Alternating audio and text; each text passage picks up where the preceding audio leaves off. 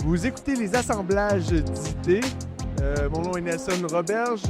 On est à la Grande Dégustation de Montréal, dans le Vieux-Port de Montréal. On lance notre journal Les assemblages d'idées avec notre infolette d'affaires. Donc, on vous invite à vous y inscrire. Et puis, je présente très bien mon co-host Léo, mais il est parti chercher des drinks. Et donc, je vais présenter Adèle de Hills of... Isle of Racé. Comment? Répète. Isle of Racé. Mais en québécois, on peut dire l'île de Racé. C'est ça j'allais dire. L'île de Racé. Alors, donc, voudrais-tu m'expliquer un petit peu quel est la business, puis qu'est-ce que tu fais à travers ça? Tu sais, on a un podcast qui va parler plus du milieu des affaires, plutôt que de parler vraiment du goût, puis comment il a été fait, mais on va parler plus du côté business. Business, on parle argent. Direct. Comment on fait les choses, tu sais? Okay. Qu'est-ce qui se passe dans l'industrie? Comment vous adaptez? Comment vous gérez tout ça? Donc, on va commencer par présenter la business. Ouais. Quelle est-elle? Nous, c'est vraiment intéressant parce que nous, on a un business fait from scratch. Donc, en fait, on a démarré vraiment de zéro et on est une distillerie indépendante. Donc, c'est un homme d'affaires écossais qui s'appelle Bill Dobbie qui a démarré la distillerie en 2017. Et en fait, il avait acheté un hôtel. Ça, c'est le coast qui vient d'arriver. Oui, le coast vient d'arriver. Et il revient sans drinks. Donc, on ne sait pas ce qu'il était parti faire. Oui, c'est ça, je pense que tu allé chercher des drinks. Mais c'est des drinks, mais il faut que j'aille jusqu'en bas puis monter. Ah, OK. La prochaine fois. OK, excuse-moi. Alors, oui. Et donc, l'entreprise... Donc, ça a démarré vraiment d'un hôtel qui était en vente sur une petite île en Écosse. OK. Une petite île de 3 km de large, 12 km de long. Pas grand monde sur l'île. Donc, il y avait vraiment 160 habitants. Du coup, personne ne pouvait acheter cet hôtel qui était en vente depuis assez longtemps. Et du coup, c'est Bill, qui est de base d'Édimbourg, qui a racheté cet hôtel et qui a décidé qu'il allait en faire une distillerie parce qu'il avait vraiment une des plus belles vues d'Écosse.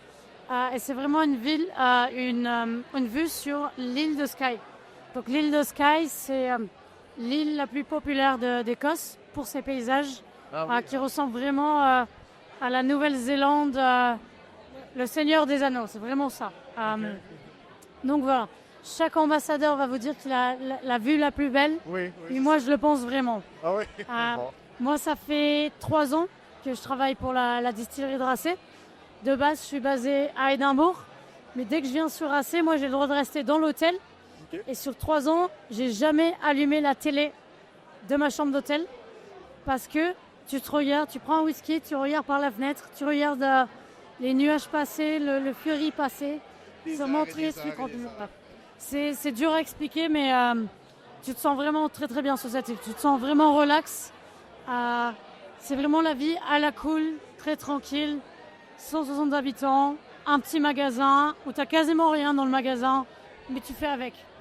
C'est vraiment les locaux qui font toute l'île. Oui. Pourquoi ça a démarré d'un hôtel. On a lancé notre premier whisky. Collectivement, peut-être le meilleur moment de notre vie, en 2020, pile pendant le Covid. Mais c'est fou à quel point il y a beaucoup d'entreprises qui sont parties. C'est quand même, hein? Ouais. On dirait que c'est le point central de tout. Ouais, je pense qu'il y a beaucoup de gens qui sont remis en question, qu'est-ce qu'on va faire de notre vie. Et pendant le Covid, oui, il y a vraiment beaucoup d'opportunités qui sont démarrées parce que le temps s'est arrêté pour un petit moment et tu pouvais captiver l'attention de tout le monde. C'était vraiment un moment pour les journalistes, pour se lancer, pour les gens de découvrir d'autres choses, de nouvelles passions. Il y a plein de gens qui n'aimaient pas le whisky avant le Covid et puis pendant le Covid, hop, nouvelle passion. Ah oui, pour tout. Système comme ça, c'est simple. Il y en a qui faisaient du crochet, d'autres qui buvaient du whisky. Donc voilà. Donc, il y avait l'hôtel qui existait, il y avait tout cet espace-là qui existait. Et fait que c'est ça, fait que c'est pas comme si on partait from scratch une nouvelle entreprise. C'est qu'il y avait ça et là, ils ont dit, hey, regarde, on s'intéresse à ça. On va essayer de développer notre propre truc. Ça ajoute un peu une valeur ajoutée d'agro-tourisme à travers tout ça, j'imagine. Ouais, c'est ça. En fait, les gens, quand ils viennent visiter notre distillerie, en fait, ils peuvent manger, ils peuvent dormir dedans et vraiment s'imprégner de la culture. C'est pas un tour de 1h30 on va toujours te dire les mêmes choses parce que je pense que en Écosse, quand tu as visité une distillerie, tu en as visité 100, on dit. Il y en a beaucoup qui se ressemblent, mais c'est très rare de pouvoir vraiment vivre l'expérience de whisky et vraiment vivre comme un local. Dans les îles en Écosse, on est super bien reçus et les gens généralement, en fait, s'ils s'arrêtent et visitent Édimbourg ou Glasgow, ils loupent tout. Ils ont loupé toute l'expérience de l'Écosse et vraiment nous, l'hôtel de la distillerie, en fait, elle invite aux gens de s'arrêter un petit peu dans leur voyage et de vivre l'expérience comme un local à survivre, en fait, voilà. C'est fou, comme, tu sais, on a parlé au début avec c'est qui l'agent qui faisait beaucoup de voyages de whisky. Oui. C'est vraiment le vivre l'expérience de ça, c'est intéressant, tu sais, le marketing. Mais je pense que c'est avec lui. Vous êtes avec un représentant des ventes ici, avec l'agence. Oui, Frère Spirits. Oui, Frère Ouais, Spirits. c'est un Il fait beaucoup de choses comme ça, il fait beaucoup d'événements pour aller voyager, aller découvrir ça, tout ça, intéressant. Et où vient ton amour du whisky? Pardon? Où vient ton amour du whisky? Mon amour du whisky? Moi, ça a démarré quand j'ai goûté mon premier whisky. Donc moi, de base, je suis française. Non, Non. Et j'avais fait mes études à Édimbourg. Et avant de venir en Écosse, je n'avais jamais goûté un whisky tout seul. OK. Parce qu'en France, on boit des whiskies pas très bons, je sais pas si je peux le dire en podcast. Et on va le couper avec du coca. Et du coup, tu goûtes vraiment jamais les whiskies tout seul.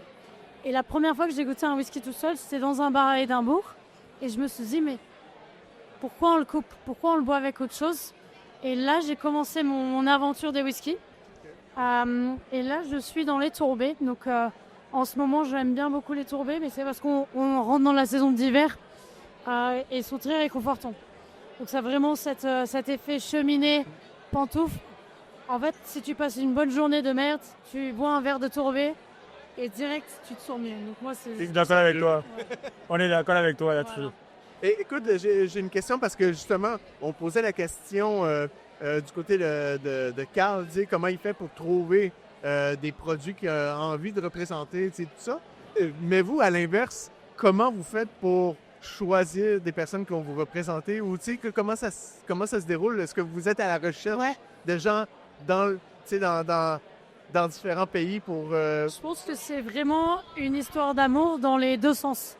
C'est-à-dire que des distributeurs, il y en a plein, et dans plein de pays.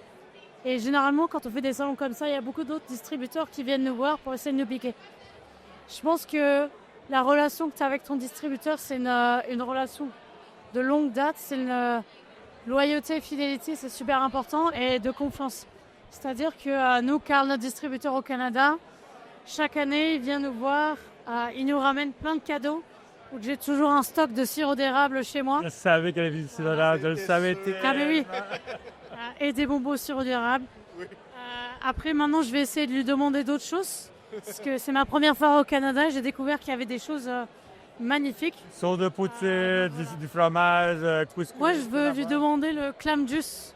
Parce que j'ai goûté le cocktail Caesar. C'est bon, c'est vrai. Et ça, s'il y a bien un truc au Canada que je me rappellerai toute ma vie, c'est ce cocktail qui est génial. Ouais, c'est délicieux. Super bon. Ah, c'est vrai, ça. Comment vous planifiez, parce que justement, bon, tu es dans les ventes et le marketing, Ouais. comment vous planifiez vos ventes, vos marketing quand vous allez à l'étranger, hein, vous faites d'autres choses? Là, vous avez un représentant, c'est correct, mais au-delà de ça, est-ce que vous avez de l'implication? Est-ce que vous êtes... C'est fait conjointement avec cette personne-là, mais est-ce que vous... comment ça se passe pour vous à travers ça à l'interne? C'est-à-dire de contenu. Parce que là, vous avez un représentant, vous avez une agence que vous allez vous représenter au Canada. Mais vous, dans votre stratégie de marketing, est-ce que vous vous fiez juste à justement cette relation-là que vous avez? Est-ce que vous avez une stratégie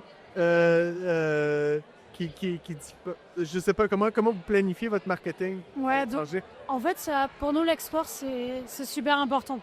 Donc là, Racé, on parle d'un volume de 200 000 litres pour le moment. On vend quasiment 50% de nos revenus sont faits en interne au Royaume-Uni et 50% c'est le reste du monde. Donc on vient de démarrer il y a 5 ans, donc vraiment là, on veut se développer à l'étranger et c'est super important pour nous de venir sur le terrain, de voir comment les gens ils aiment notre whisky, comment ils boivent, créer des relations.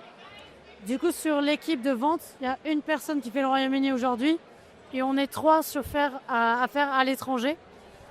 Donc, mon collègue Scott, qui n'est pas là, parce qu'il était en Inde, mais qui va faire le Canada et les États-Unis tout cela. Moi, je fais que l'Europe généralement. Mais voilà, je suis très contente qu'on m'ait envoyé au Canada. Je vais pas me plaindre. Donc voilà, notre stratégie, oui, ce serait de se développer un peu plus à l'étranger. Et ça, tu le fais vraiment à rencontrer les cavistes. C'est un petit peu différent au Canada parce que tout passe par la SAQ, donc tout est gouvernemental. Donc on ne peut pas vraiment créer autant de liens avec nos vendeurs comme on le fait par exemple en France, où nos cavistes deviennent des amis aussi. Donc voilà, après c'est aussi peut-être c'est plus proche, c'est plus facile pour eux de venir nous voir et nous de venir les voir. Oui. Qu'au Canada, c'est petit peu plus C'est loin. très gouvernemental, c'est très Voilà, c'est ça. paperasse, ouais. Ça marche toujours dans les deux sens. Et puis, en soi, tu vends un whisky, mais tu vends aussi ton histoire. Et c'est vraiment une relation que tu lies avec les gens. Moi, je dis toujours, en fait, quand je veux organiser une fête, quand je veux organiser mon anniversaire, ou même quand je ferai un mariage, peut-être un jour, la moitié de mes invités, ce sera mes clients ou des collègues de travail, parce que vraiment, on vit une relation très, très forte. On est H24 ensemble. Et en fait, quand tu es loin de chez toi, tu te lies vraiment d'amitié. Et moi, maintenant, j'ai des amis partout dans le monde. Donc voilà. Moi, j'ai pas vraiment peur de la vie ou partir à l'étranger parce que je sais que je vais faire une dégustation.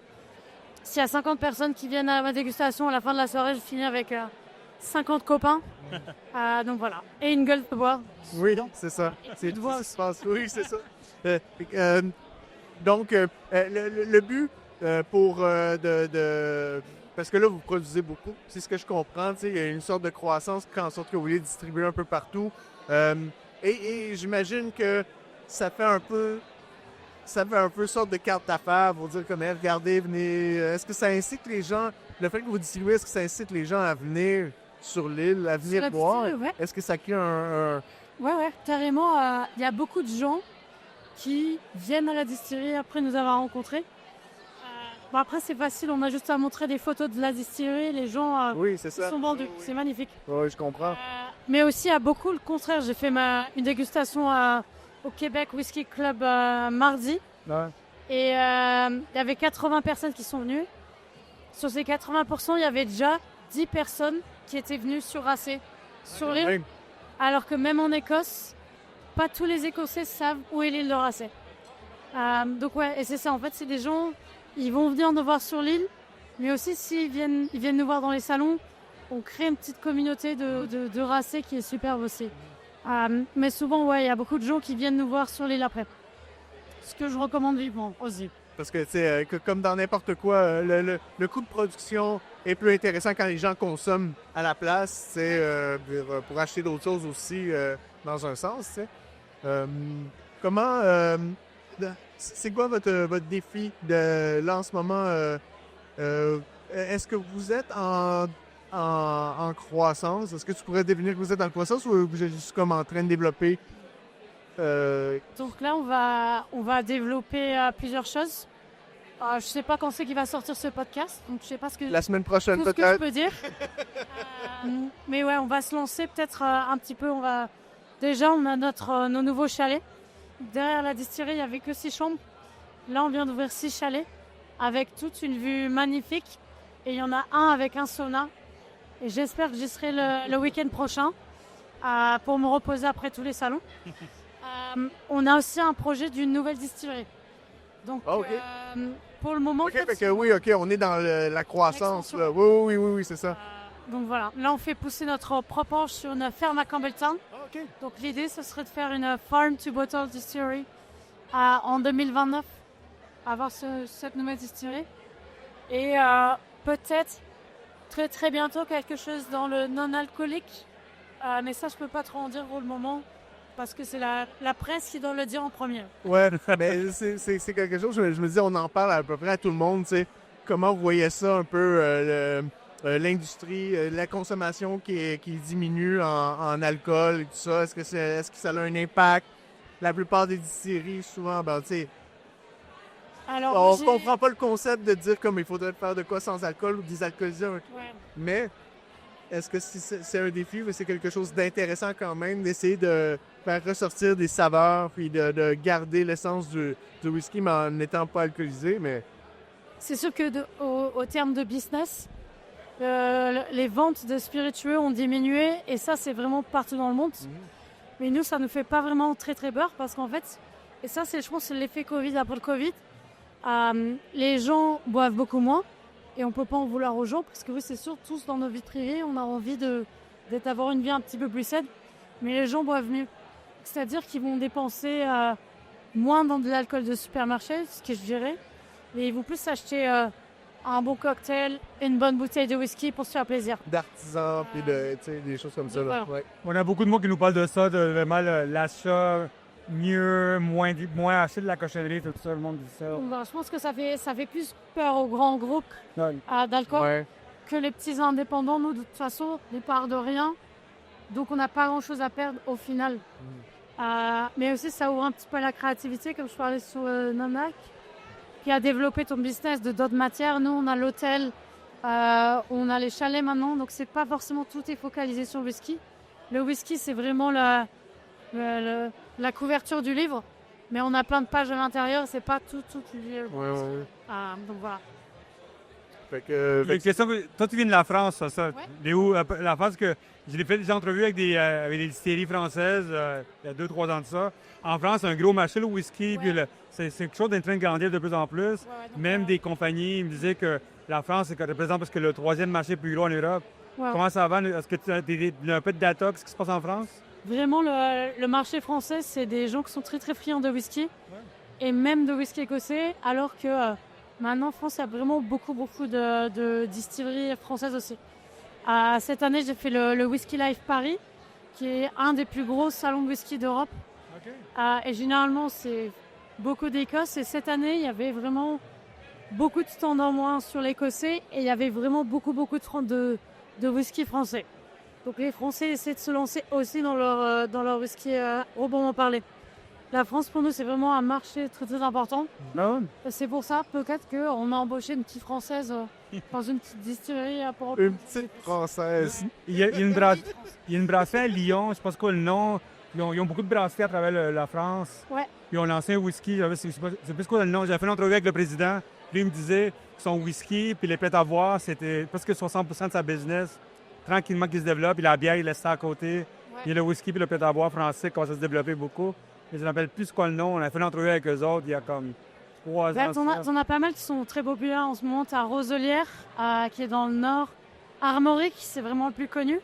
Donc eux, ils sont en Bretagne, donc ils ont vraiment la fibre un petit peu celte. On a un à Bordeaux de Julien qui s'appelle Moon Arbor.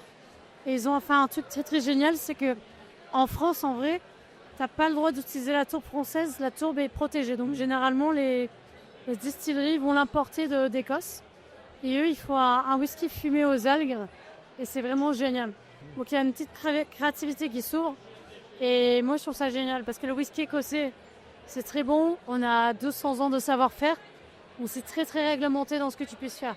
Tu dois utiliser que du chêne. Maintenant, tu as des whiskies suédois qui utilisent du châtaignier. Il y a vraiment plein de choses sur la scène internationale qui se fait. OK. Puis en termes de distribution, là, vous distribuez un peu plus, vous promenez un peu partout.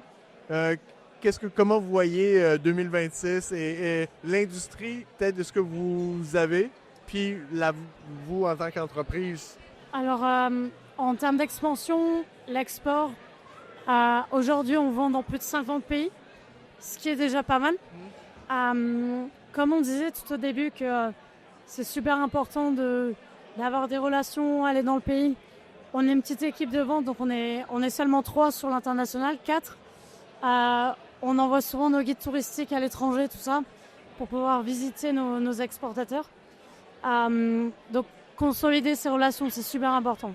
Je pense que ça va être la priorité numéro 1 sur l'année, c'est vraiment aller dans les pays où on vend déjà, rencontrer les gens.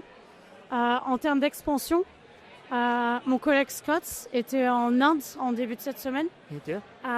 L'Inde, ça c'est vraiment aussi un pays pivot pour nous quand on vend notre whisky parce qu'il y a plus de 1 milliard de personnes qui habitent en Inde. Et en fait, c'est un des plus gros marchés de whisky OK. dans le monde, mais interne. Et ça, personne ne le sait. Que les premiers acheteurs de whisky dans le monde, en fait, c'est l'Inde, mais c'est souvent des whiskies indiens qui ne s'exportent pas, donc interne. Donc vraiment, l'Inde pourrait être une part pilotante aussi dans l'avenir. Et l'Asie du Sud-Est, donc, plein de pays comme les Philippines, la Thaïlande, le Vietnam, qui sont friands de whisky, et ça, on ne le sait pas forcément sur la scène internationale. Donc voilà, ça pourrait vraiment peser dans la balance dans le futur. En termes d'Europe, Pour aller en Inde, là, c'est comme venir au Canada, il faut que vous rencontrez quelqu'un qui va bien représenter vos... Voilà. Est-ce que vous avez déjà rencontré des gens? Est-ce que vous avez déjà fait des rencontres de... Où est-ce que vous magasinez justement des représentants, des agences? ouais. Donc on a rencontré quelques personnes, donc on n'a pas encore ces contrats, donc on n'a pas encore d'importateurs en Inde. Mais en fait, c'est le gouvernement écossais qui nous aide beaucoup. Le Scottish Development International, c'est une partie du gouvernement écossais qui va aider toutes les petites distilleries à s'exporter à l'étranger. Et donc mon collègue Scott était en collaboration avec eux en Inde. Il faisait un salon qui s'appelle le ProWine Mumbai, pardon. Ouais. C'est pas la même chose, Dubaï. Et en gros, c'est le gouvernement écossais qui vont nous aider avec leurs fonds à nous importer en Inde, et ils vont nous faire rencontrer des importateurs. Oui, à la fin du mois, je serai à Paris, à l'ambassade du Royaume-Uni, en collaboration avec eux aussi, parce qu'ils ont organisé une soirée avec 400 cavistes. Donc voilà, ils nous aident beaucoup et ils travaillent très très très fort. Donc voilà, c'est une collaboration vraiment, le gouvernement écossais est derrière le whisky écossais. On est très fiers aussi de les avoir à nos côtés et d'aider nos produits aussi. Donc voilà. En termes d'expansion aussi, en Europe, il y a beaucoup de pays pour le moment, on n'est pas forcément très présent. En Estonie, Lituanie, donc tous les pays baltiques dans le nord. Donc ça, c'est un marché qu'on vient d'ouvrir. Ils vont recevoir leur première commande bientôt. Donc ça nous rend très très contents. Donc Génial. on ira les voir aussi. Donc voilà. Et on peut-être va vendre en Ukraine l'année prochaine. Donc l'Ukraine, c'est un marché qui est en guerre. On est en discussion depuis plusieurs années avec eux. Et on espère que ça va se faire aussi dans l'année à venir. Le contexte géopolitique aussi dans beaucoup de pays joue sur l'export. Oui. Et tout peut changer C'est sûr. d'un jour à l'autre. Oui, c'est changeant. Merci beaucoup, Adèle, d'avoir participé à notre podcast, d'être venue parler un petit peu plus de l'entreprise, de qu'est-ce que tu fais aussi, du développement. T'avais-tu une autre question? Toi? Non, je suis arrivé en retard, j'ai sollicité des drinks, mais ça va marcher. T'es arrivé en retard, les mains vides, sans les verres. Ouais, On va aller chercher. j'en ai bu un en semaine aussi. Ah, c'est ça.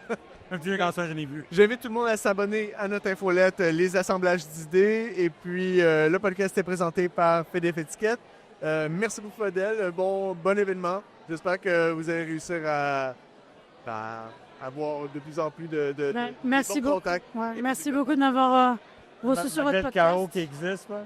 Ouais. Le chaos qui commence. On va boire quelques whiskies à la fin de la soirée, puis des whiskies canadiens et des cocktails canadiens. Ah oui, c'est ça. Voilà. Oui, clairement. Merci beaucoup.